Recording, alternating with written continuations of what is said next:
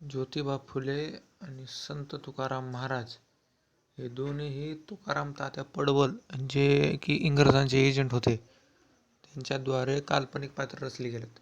बघा ना तुम्ही, चेहरा पण सेम आहे संत तुकाराम महाराजांचा आणि तुकाराम तात्या पडवळचा.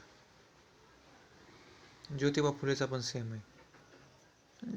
ही सगळी व्यवस्था इंग्रजांनी उभारली की लोक भावनेच्या भरात भावुक होऊन जातील आणि ब्रिटिश साम्राज्याचा विरोध करता येऊ नये.